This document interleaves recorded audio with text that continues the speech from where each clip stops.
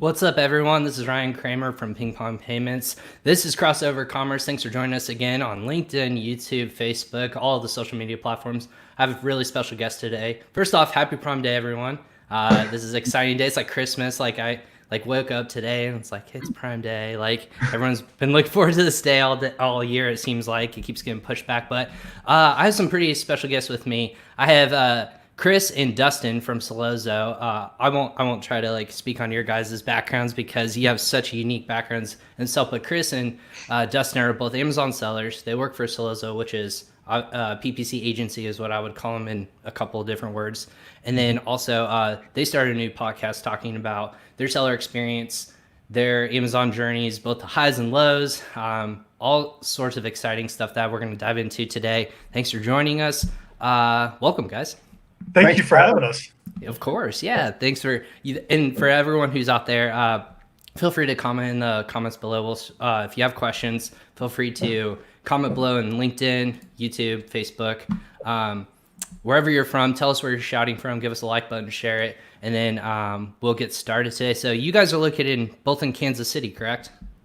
That is correct. Yep. Awesome. So we're based out of Kansas City, and we both live in Kansas City. And as you can tell, Chiefs fan. I mean, for all the football fans out there, the Chiefs did lose this weekend, didn't they? Yeah. They did. I feel like they lost to Las Vegas Raiders, right? For all you sports fans out there. Man, we're already throwing shade at each other. This is great. Great start. No, but that's awesome. So why Kansas City? Like, were you guys around during the beginning? Like, what's that background look like? You guys are from Kansas City. Let's just dive into your guys' background. Sure. You want to go ahead, first? Dustin? Okay, I'll go. So I am from Kansas City. I was born and raised in Kansas City, but I spent a lot of my adult life in a whole different career. I was a tennis professional. I lived in Tennessee for a long time, and then ended up, because of Amazon, being able to quit my job and moving back to Kansas City. We'll get into a little bit more about the ups and downs of that journey. But now I'm back to Kansas City where all my family is, and ended up meeting up with Sellozo, and now working with Sellozo and enjoying every minute of it. And love being in Kansas City, love working with them, love working with Kris. It's fun. Nice. Kris, why don't you jump in? What's your background? Yeah, for sure. So I grew up here in Kansas City, just on the outside of it, in a town called Liberty, but got interested in Amazon through just a YouTube channel. And this was back in 2014. We'll dive more into that. But found Sellozo at a local meetup. Fortunately, got on with this company. It's been fun. It's been great. We're a big company. We're getting bigger. So it's been fun. It's been good to work with Dustin and just work with Amazon sellers and help them with their Amazon journey, because this is a lonely game sometimes. Like, you're by yourself and there's really no one really to talk to. So this is what we kind of do is, help sellers as much as we can. Nice. Well, that's awesome. And for those of you guys who don't know, I'm actually located in Indianapolis, Indiana, so the Midwest is representing pretty strong here. Yeah. For those in different countries, the Midwest is just in the heart of the country. Indianapolis is 2 hours south of Chicago. You guys are pretty close to Chicago. We're all pretty distant. So that journey, I guess let's dive into that background. You guys, Kris, you said started in 2014. In Amazon's an e-commerce term, that's a long time ago. So for all those who are just starting on Amazon, why don't you tell us how you got into the game, and maybe Dustin chime in and kind of give your story as well. Absolutely. For sure. So 2014, did a YouTube search, how to make money online. Like, that was it. That's how it started, right? So then I get all these results, like flipping clothes on eBay, doing the Kindle publishing, merch by Amazon. I did all those. But the one that I always kept coming back to was private label. And back then there was only a few podcasts out that would really talk about how to private label a product, the steps it took. So after listening to the podcast for at least a year, I finally jumped in, took out 2 credit cards, which I do not recommend to do now, but I took out 2 credit cards and bought my first item, and then just kept rolling the investments back into it. But I was glad I jumped in, because I learned the process of Amazon FBA and private label. I wish I would have started sooner. And to this day, I'm still doing Amazon private label. I've created a couple new brands, but it's fun for me. This is a game. I don't really look at it as much as like a business so much, but it's like a game, and I want to figure out how to beat the game. Mm-hmm. I'm still doing it, and I still love doing it. It's fun. So would you consider yourself winning or losing right now if you're in a game, in Uh, this game? I need a couple lives. You know, like when you like in Mario, you hit the You need like button, 3 lives, exactly. Yeah, I need some lives. A couple power-ups here, maybe Yeah, I 2 need will some be power that day. Exactly. So Dustin, what's kind of? I'm assuming it's a way different story. You weren't Google searching how to make money on, or YouTube searching how to make money on. Believe it or not, I was. Oh, there you go. But I'll tell you. So speaking of the lives, I've used up a couple of lives in this business. But basically, my journey was, like I mentioned before, I was a tennis professional, so I was teaching tennis as my full-time job. Loved every minute of it, but I had pockets of free time, so I was always dabbling around in different things, like Kris had mentioned before. And this FBA model was newish, at least new in terms of people putting out courses and things to do, how to jump in. And I actually, I've talked to Kris about this as well. We both listened to the same podcast. It was The Amazing Seller by Scott Volker. Great podcast.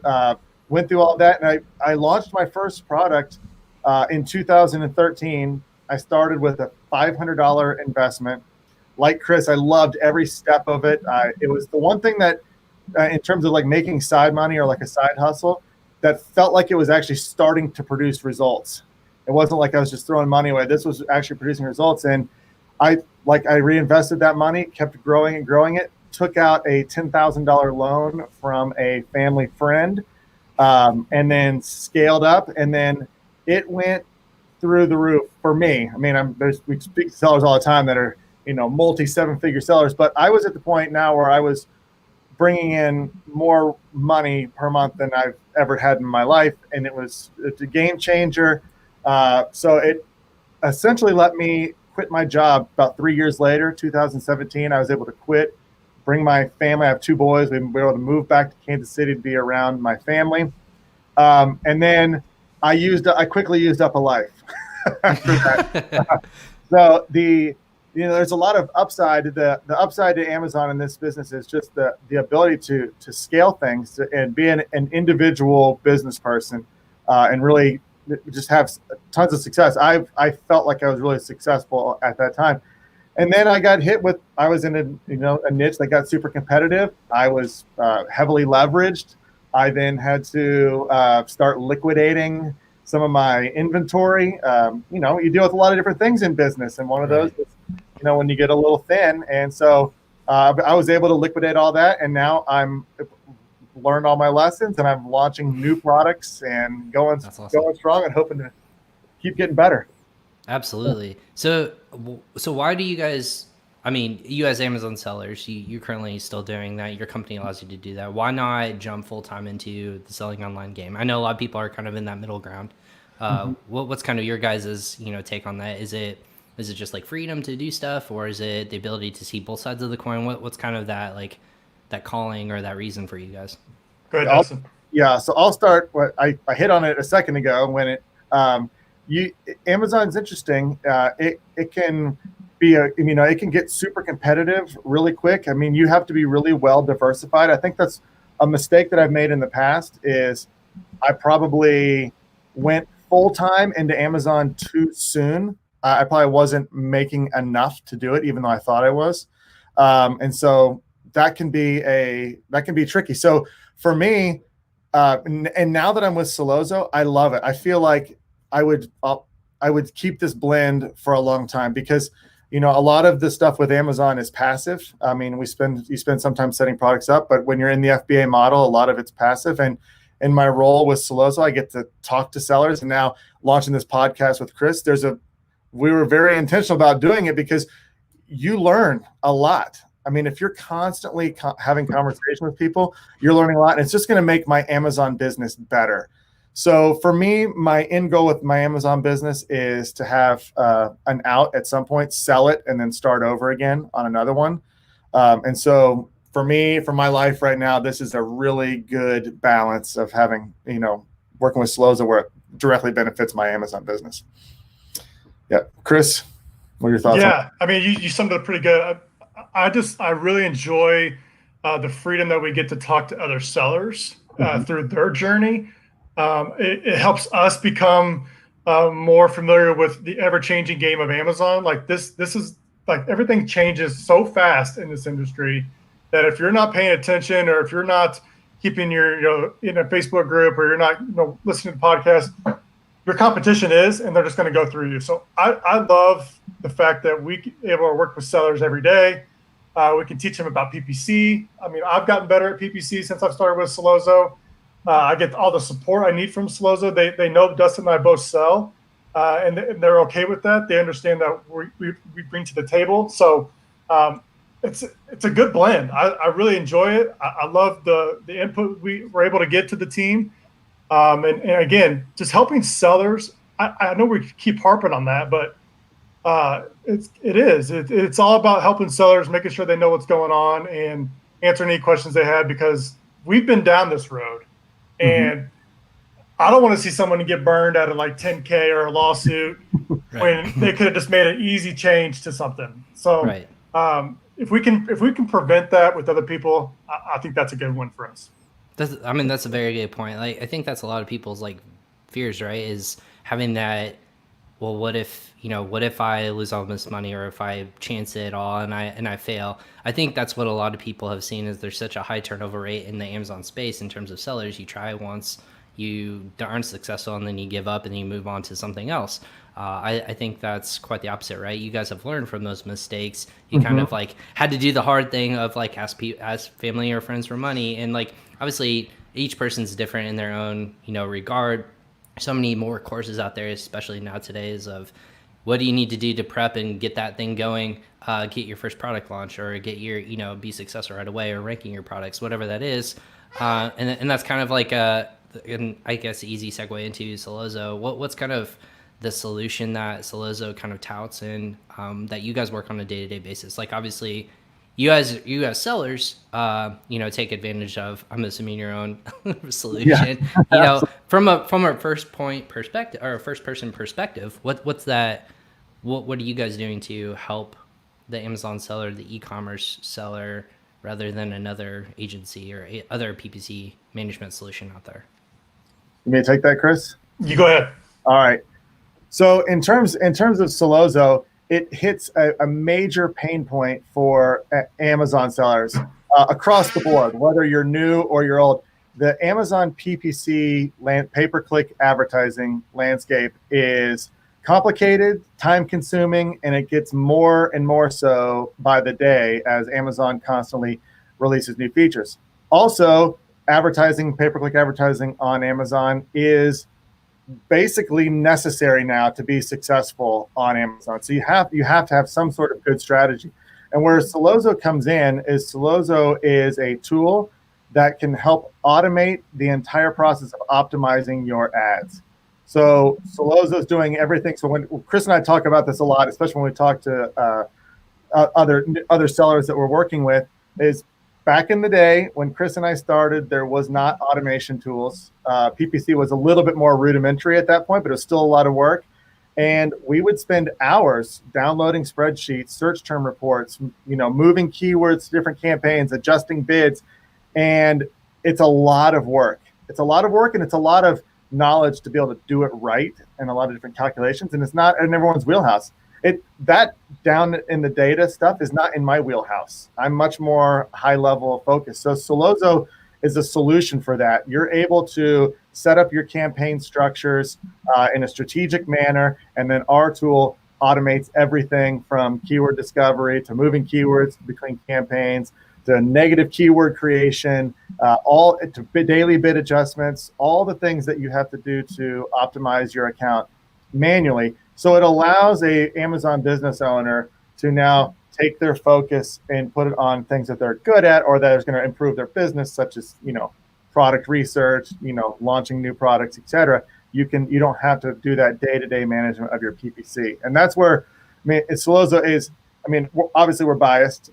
We work there and we use it, but it is You can give yourself a pat on the back. It's fine. It's an amazing tool, and it's AI based, so it's different from other tools where they're rule based.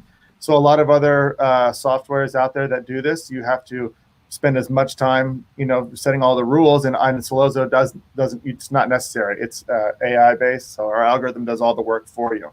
Mm-hmm. Not to mention, if it's something you want to totally outsource, we've got an unbelievable support team where you can have a fully managed account where our account managers are actually designing your strategies. And Kris and I learn stuff from them every day. I mean, they're fantastic. So Sellozo really it's a solution for it's probably the major pain point for most Amazon sellers is PPC. Kris, I was gonna say when people are jumping into the Amazon game and they don't know where to start, when do you suggest people to start looking at their PPC campaigns? How do you educate people from the beginning of why this is so important? Why it takes you can use them for launches, you can use them for just staying on top of keyword searches. Like, how are you educating people in that capacity? That's great question. The first thing we always do when we talk with somebody is we want to see their listing, because the listing is going to hold everything. It's going to make your ad perform better. You're going to rank better for your keywords. So the first thing we do before we even talk to anybody about Sellozo or PPC is let's see the listing first. If your listing is not top notch, like if you're not putting effort into images, good titles, good bullet points, maybe getting some video, A+ content, like you just can't throw up a few images, put a title together real quick and a couple bullet points and start advertising. That's not going to work. Your ads are going to be perform very bad. You're going to have a lot of higher ACoS, and you're just going to waste your money on advertising. So the first thing we do is look at the listing. If your listing is great, then we talk about Sellozo and how we automate that, because it's a different mindset. Creating a listing is more like a creative mindset. Whereas like PPC, it's more data driven. You got to really kind of change your mindset and get into the weeds a little bit. So the first thing we do is talk about how you can use PPC to rank. Some of those things involve like using top of search multipliers. You can do all this in Sellozo. Another thing is like focusing on like your top 6 to 10 keywords and making sure your bids are really high on those keywords. But yeah, all that stuff we cover on demo calls. We do onboarding calls with all the clients. So we answer a lot of questions like that. But those are some of the things that you want to focus on, especially as you're launching a product is, your top of search is a good one to start with, running an auto campaign, and maybe focusing on like good 6 to 10 keywords, just so you show Amazon that you're relative for them. Right, that makes sense. So I guess today, since it's such a kind of a crazy, hectic day, what's kind of the I'll ask a couple questions. What's your expectations for today? Do you guys think it's the traditional Prime Day expectations of billions of dollars more than any other day of the year? Or do you think just that because of pandemic, just the timing that people could plan for this, do you guys forecast it being a little bit lower maybe this year? Or what's your guys' kind of like expertise, or what are you guys forecasting for this? Dustin, what you got there? Yeah. Everything that I've seen is that this is going to be the biggest Prime Day that Amazon's had. It's also very interesting because we're now, this is the first time, obviously, Prime Day is not in the summer. So it's now basically kicking off the shopping season right now. So what will be interesting is typically in the past, when you've had, at least from my experience as a seller, when Prime Day hits, obviously we get this giant sales boost. And then if you've done everything right during Prime Day, where you're, aggressively advertising leading up to it and running lightning deals, et cetera, and you've got this good organic ranking, when Prime Day hits, you get to double down on that and your sales can be huge. And then you get this after effect where you stay ranked super high from all those sales and you generate this the continued sales for the weeks to come.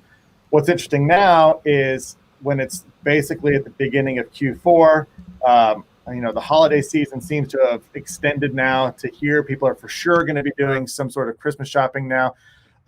Be able to have that boost now and then see how long that lasts. I mean, it could be very interesting to see. I do know that Prime Day is going to be huge. What's going to be interesting is to see like how traditionally October is not very good. So it'll be interesting to see how that sales boost goes through October, and then how you can piggyback that going into like Black Friday and then the Christmas shopping season. So it's going to be really exciting, but I see it to be enormous. Yeah. What's going to happen today. Yeah, I think you got it right there as far as kicking off the holiday season. Like this is going to really kind of catapult that to like Black Friday, Cyber Monday. So I would imagine a big Q4 for a lot of people, especially with Prime Day being in October. It should be good.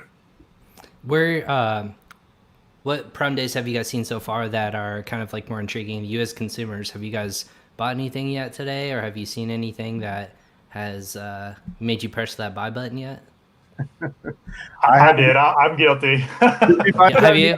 Yeah. I'll share mine if you guys share yours. I ended up buying my wife wants a new Kindle paperback when there's new Kindle ones, so I ended up pulling the trigger on one of those. So yeah, that's coming. Yeah, I'm looking around I haven't bought anything yet, but I'm looking to get a few more Fire Sticks we've got TVs all over the house, so now we need a Fire Stick for every TV. So I'm looking watching all those Kansas City games on throughout the house, right? Exactly. It's got to make sure it's streaming on every TV. So I'm looking at that, and also refreshing my Amazon app to see how my sales are doing. Of course. That's the number one thing, is like making sure we're profitable today. Of course. I'll be honest. Maybe it's not on Amazon, but I saw it being featured on like Slick Deals and all the deal sites that I've used to work with and always constantly watch through. Is the complete series of The Office is available for $10 today. Ooh. Digitally. I'm like, that sounds really good right now for in a pandemic. I can burn through that. That's a good $10 well spent. So let's sorry Amazon if that's not on your Prime Video shopping center, but it's a good deal. I've seen it popping out there. Yeah, I think for a lot of people who haven't gone through Prime Day or don't know what it is, if you're from a different country, I'll reintroduce us real quick. My name is Ryan Cramer. I work for Ping Pong Payments. I'm the affiliate marketing manager.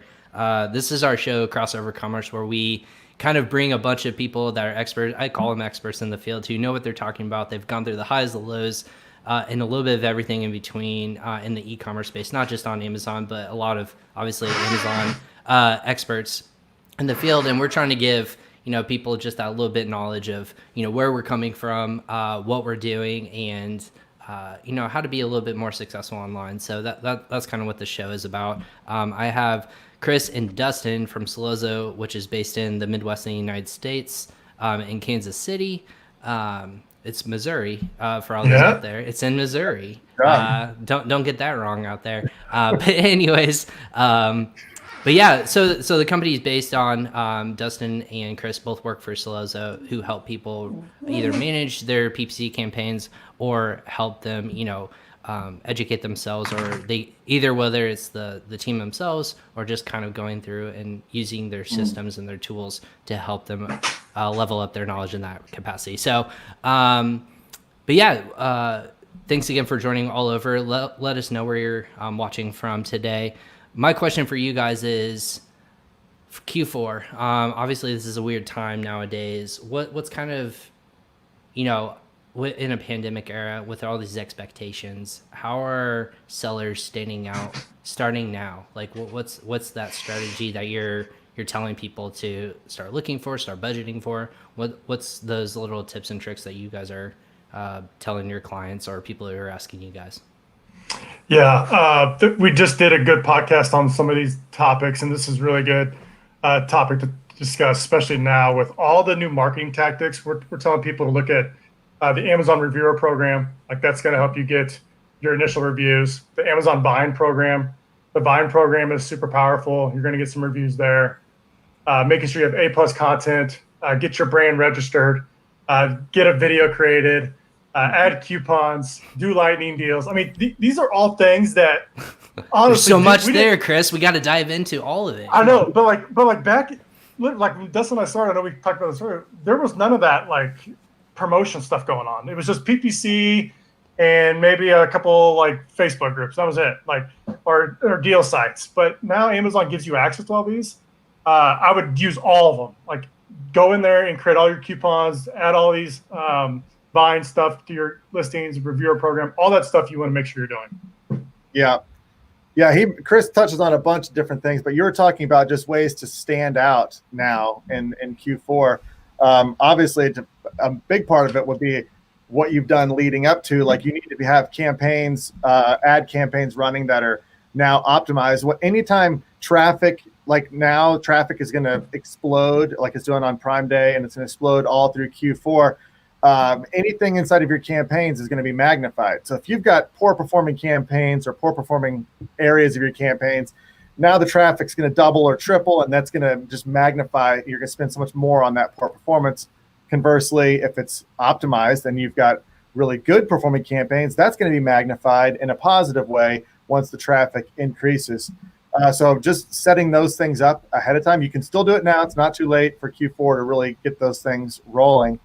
But then, like Kris said, I mean, any advantage you can do. I mean, just to touch on like the coupons thing Kris was talking about. If you add a coupon to your product, you get a bright green badge right at the top of your listing that pops. I mean, it's immediately a differentiator.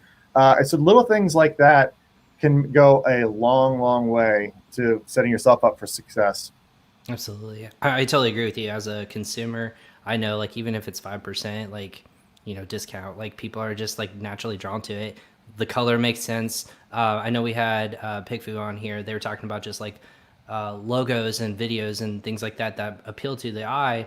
It's good to do all your research beforehand, so you know what naturally draws people. You don't have to constantly do these lightning deals, because if you get that loyal following, obviously, you have a great product with great reviews, obviously that's where the sales start to trickle in. So do you guys ever suggest what's kind of a strategy with a great performing product versus a not great performing product? Do you guys suggest people pouring more ad revenue into hopefully giving more visibility into that poor performing product and not touch that great performing products? Like, if you were to compare the same product side by side, what's kind of that strategy that you guys personally take moving forward? For me, it's more about I'm in the subscribe and save kind of products where I want to get a bunch of subscriptions.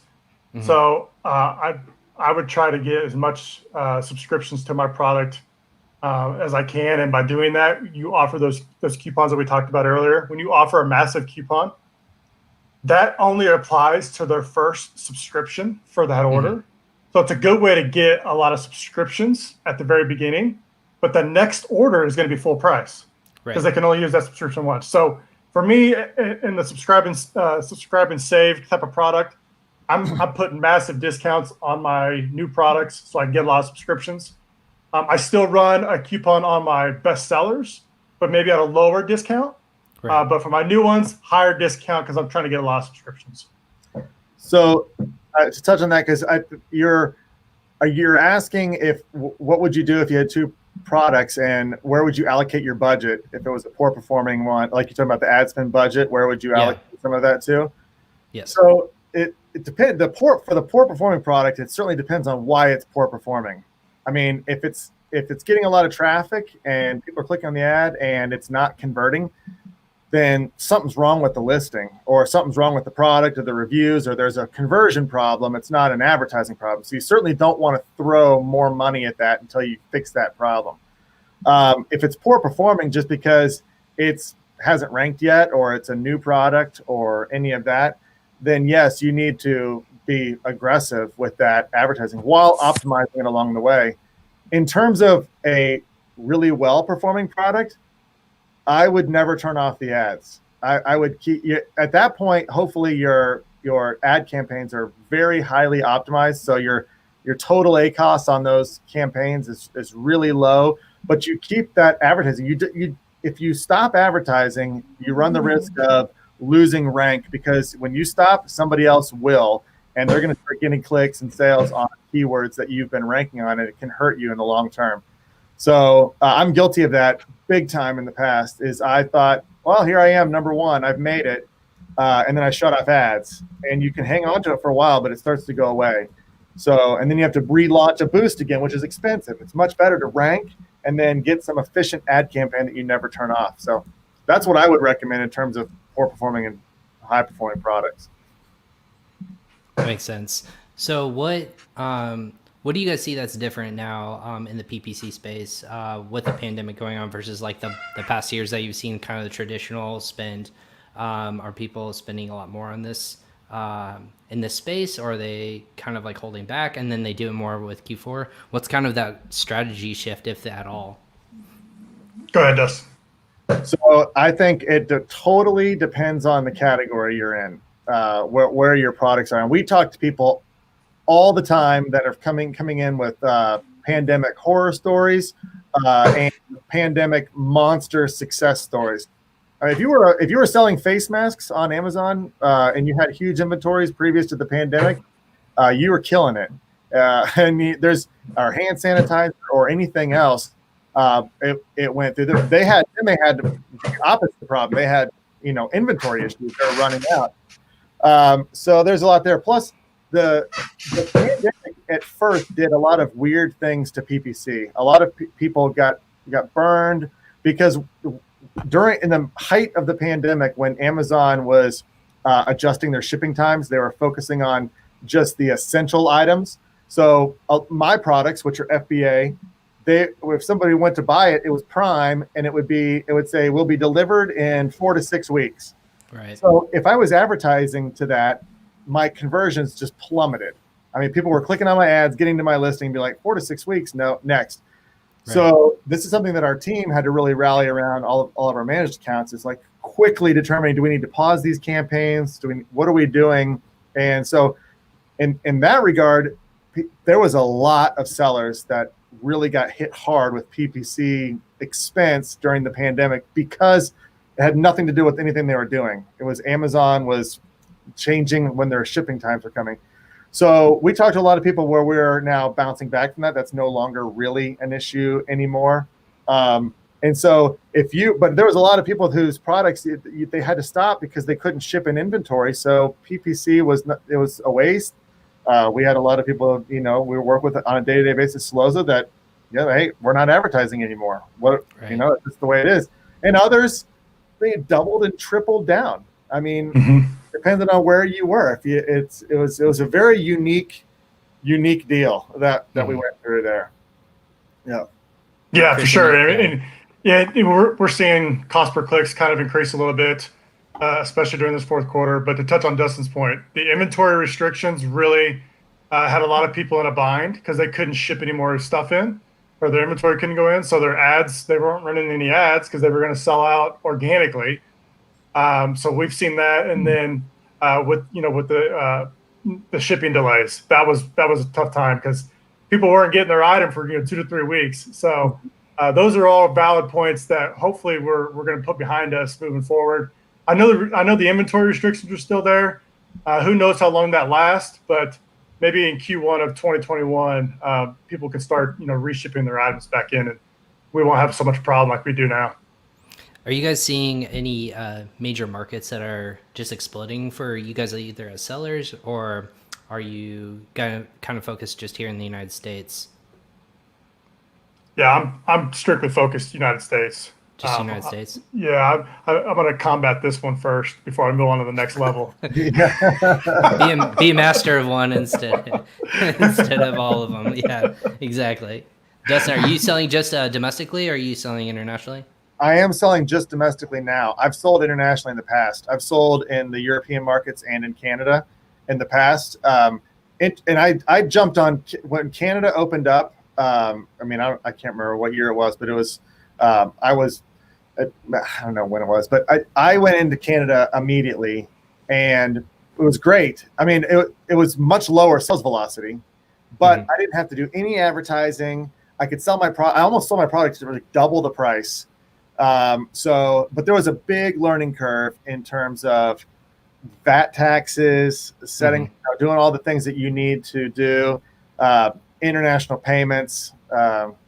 Would have loved something like a ping pong back then. Yeah, I was gonna say thank you for the nice little segue for us. For those people who are asking, feel free to contact one of our people. More likely to help you out. So I am with all my new product launches. I'm hoping in the first quarter or second quarter of next year that I'm going to go back into some international marketplaces, and so I will be reaching out to ping pong for There you go. sure. Hey, we're here to help anyone trying to sell internationally. We're here to educate people. Well, it's kind of I guess when you're helping clients do this on the flip side, what's those major hurdles that people are looking for? Is it translations? Is it just like keyword traffic? Obviously with cultural differences, whether you're from India, whether you're from Europe, wherever you're located, obviously people are searching different ways, different keywords. How are you guys? What's kind of that thing that you're looking for when you take that next step into international business? Kris, I can let you take that. Yeah, for me, I think it's understanding the volume on Amazon. The searches are going to be different. The marketplace is different. So for me, I would have to get really familiar with whatever marketplace I'm going into to make sure that my listing is going to stand up to the search volume and have the right keywords and stuff inside there. I would probably if it was me, I would probably get a hire a virtual assistant to have somebody like translate my listing that I currently have and make it sound more professional, whether it's in German or Japan, whatever it is, before I would actually jump into doing the international selling until that happens. So yeah, for me, it would be making sure I understand the search volume, the demand before jumping into something like that. Sure. Mm-hmm. Yeah, I completely agree with Kris. That's the tricky part. I mean, if you just trust like Amazon's translation of your listing or something like that, it's going to be, it's not going to look good. So yeah. And as we've talked about, the listing is just the biggest conversion thing for you. You need that to look good, look sharp, speak to what your product does. So yeah, hiring somebody native to do that would be really huge. And then, of course, there's just a lot of logistics that you have to get around. Like, how are you getting your products to those places? And Amazon every day is making that easier and more efficient. Like right now, you can ship just to the UK and they'll go to all European markets. That wasn't the case before. You had to ship into Germany, ship into Spain, ship into UK. So, and that's happening now in the North American marketplace. They're opening up options where you can now sell internationally, not into the North American marketplace from U.S. warehouses. And I know that they're going to be launching new things where they're going to be helping with, whatever the customs is or getting it across the border. So it's going to get easier and easier for sure. Gotcha. What's the one thing that you guys are most excited about here going into Q4 as Amazon sellers? And then, on the flip side, being service providers, is there one thing that's standing out for either of you? Yeah, I can go on that one. Go ahead, Dustin. As a seller, and as a service provider, I'm so excited about what's happened in the e-commerce space. Everybody just got trained for the last 9 months how to buy everything they could ever need online. If they already were, yeah. If they weren't already, I mean, it's just everyone. Anyone who wasn't an e-commerce shopper is now, and so the sky's the limit. It's just going to grow and grow and grow, and so the opportunity's there. As a seller, there's tons of challenges as selling on Amazon. It's going to get more competitive, et cetera, et cetera. But if you do everything right, you're gonna be competing for a much bigger pie. And so the end payoff can be enormous. And that, to me, is super exciting. On another side, there's a lot of people, a lot of businesses, companies, talking from the Sellozo side, the service provider side, that were almost forced to get into the Amazon game now. They were a brick and mortar store. Now they're getting on. And so there's all these new third-party sellers that are looking for help. It is a jungle when you get in there. I mean, and so to be able to talk to them and help them out and just keep growing it and showing them what Sellozo can do for them is I'm really excited about. I'll tell you a quick story. Yeah, I'll tell you a quick story that I heard today on the radio, and I don't know if this invokes some sort of emotional response from you guys. On the radio, obviously the news headlines, and they're like 15, 20-second clips in between. Right. On the radio, I hear, it's Amazon Prime Day. They expect $8 to $10 billion in e-commerce sales. Instead of lining Jeff Bezos' pocket with more money, why don't you go to a brick and mortar store, a mom and pop shop, and buy something from them. Like, I had to take a deep breath. I looked to my wife as we're driving, to the pharmacy store. I'm like, I hate it when people phrase it like that, because it's completely and unnecessarily not true. Yes, there is money that's going towards Amazon. Yes, it is a marketplace, but it's a marketplace. And a lot of people don't understand that there's a difference between what you guys do on Amazon as sellers versus what Amazon is just selling tens of thousands of products online and raking in all this money. Like, what do you guys say to that kind of stuff? If you have like relatives or Kris, you look like you're ready to jump out of your seat. Well, it's funny you say that, Ryan, because like the last like few commercials I've seen on Amazon, especially on like primetime TV, they're talking about how they support small businesses. Yep. And all the commercials say like, here's George. George wakes up at 6 a.m. and sells his trinkets. And they all talk about like how Amazon is supporting like millions of Amazon sellers who are small businesses, just like brick and mortar, so they're selling on Amazon's marketplace. So I love the flip around that Amazon's doing now. It's like, hey, we're not lining Jeff. I mean, Jeff Bezos is getting paid, obviously, but you're obviously helping like you're obviously helping smaller businesses too. Like it's not just all this product is all his. I mean, you're helping small mom and pop shops survive, especially through a pandemic when they can't have people inside or they're limited on the number of people they can have. They can now sell on Amazon. They have a whole new marketplace they can make revenue from. So that makes me cringe just as much as it made you cringe, because they're flipping it, and it's definitely, you're helping a smaller business now. I agree. I'm a mom and pop shop. I just happen to sell on Amazon. It's no different than anything else. What's great is every mom and pop shop that has their own products or unique opportunities, they were able to expand their business, and they were able to grow into and sell all over the world. I mean, it's an amazing thing, Amazon. I don't care how rich I hope Jeff Bezos gets 10 times more rich, because he's providing what he created opportunity for so many people. And Kris, you bring up a good point. I do love that Amazon is flipping that around. It's just, I think it's an easy tactic, blame the rich for something happening when it's not true. It's providing opportunity for millions of third-party sellers. I supported my whole family because I was an Amazon seller. I mean, that's pretty amazing. Keep getting rich. And for those of you who don't know, or if you're just not a seller and you're listening to this, or if you're just tuning in, again, thanks for joining us on Crossover Commerce. I'm with Kris, Dustin of Sellozo. I'm Ryan Cramer with Ping Pong Payments. The best and easiest way to do what we were talking about just now is to see if it's a third-party seller. And what that means is people like Dustin or Kris who are selling online, you can look right below or be wherever they place it now. On the product listing page, there is a place that says either it's either bought and sold by Amazon, which is Amazon's buying products from other warehouses and selling them themselves, or it's sold by Shop XYZ, which is a third-party seller, and then fulfilled by Amazon, which that means is that there's a person like Dustin or Kris out there who are, manufacturing these products or buying these products from different manufacturers or distributors, and then they're putting those products in Amazon's warehouse. That's the difference. If you really want to support third-party sellers or small businesses like Dustin and Kris, like I'm going to keep pushing you guys just as an example because you're here.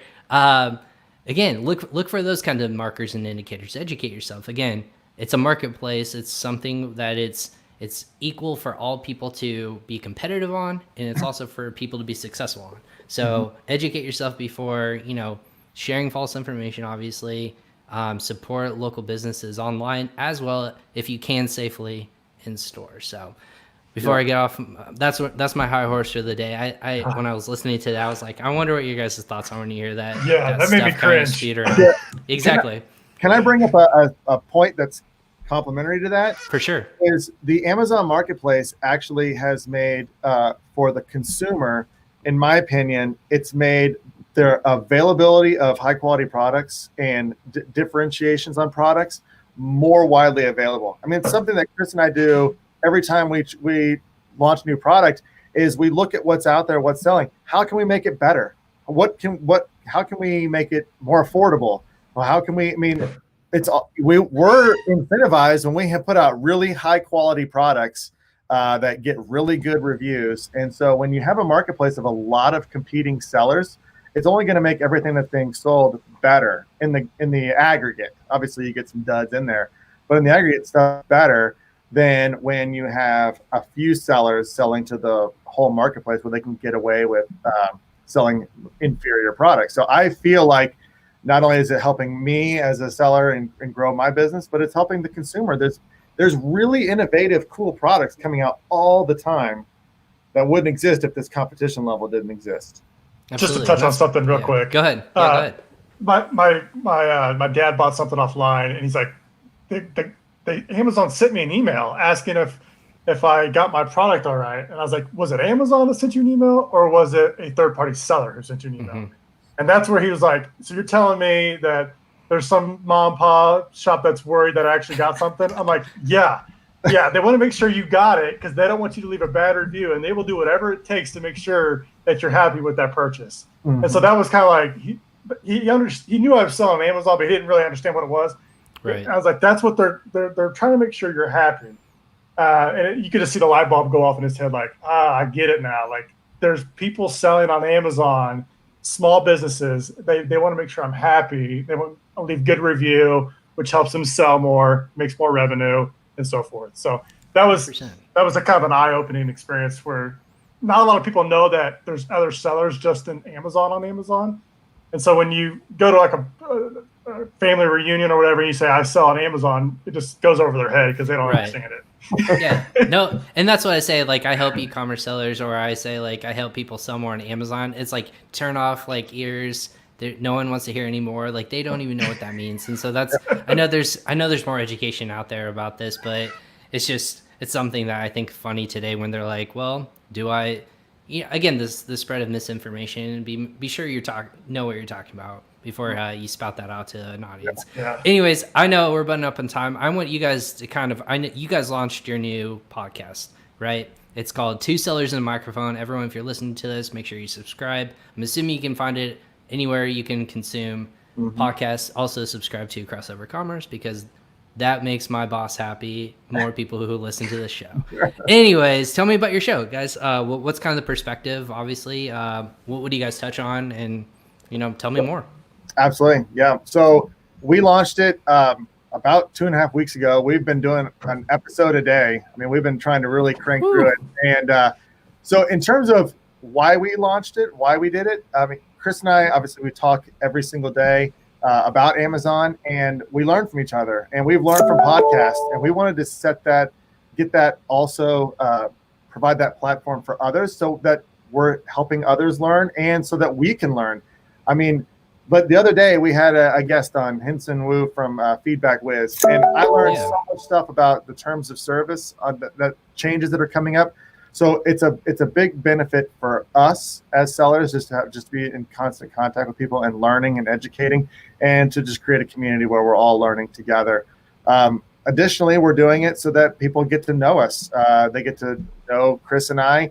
There'll be a comfort level if they decide that Sellozo is something they want to explore. You're listening to us on podcasts, listening to us.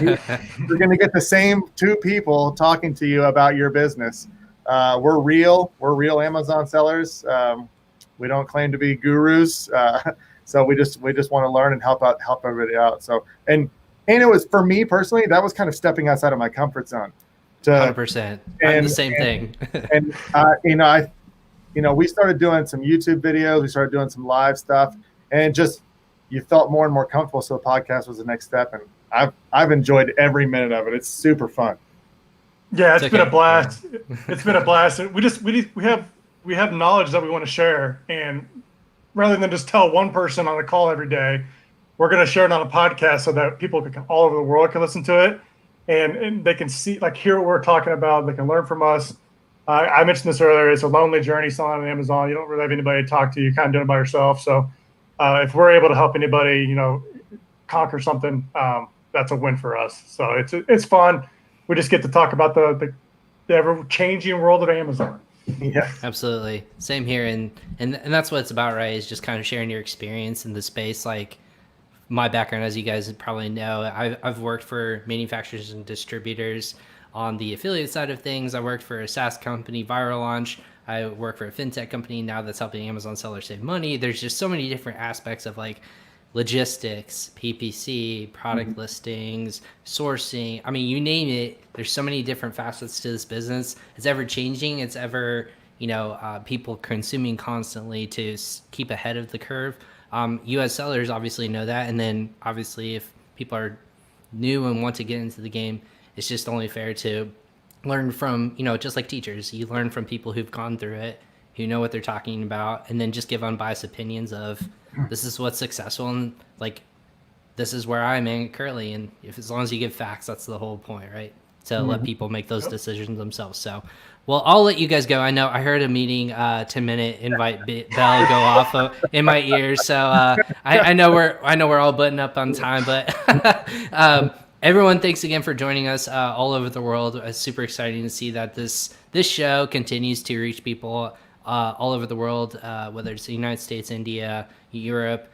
We love having you guys here. I'll be on more this week. I know Dustin and Kris will be on their show every single day. You guys are crazy. I don't know how you're doing it every single day. But keep up the good work, guys. Make sure you subscribe to their show. Again, Two Sellers and a Microphone is their show. They are their account executives for Sellozo. I hope that's your title because that's what I just threw out at the top of my head. They're also Amazon sellers, so they know what they're talking about. Make sure you follow them on Facebook, Twitter, LinkedIn, wherever social media, and then same with myself, Facebook, LinkedIn, YouTube, and Instagram. I'm Ryan Cramer. Thank you, Justin and Kris, for joining me today. You guys are awesome. I'd love to have you guys on again. I'd love to talk more shop, and good luck today in Q4. Yeah, for sure. Thanks for having us. We'll have you on too. Awesome. Sounds good. Thanks, guys. Bye, everyone. All right.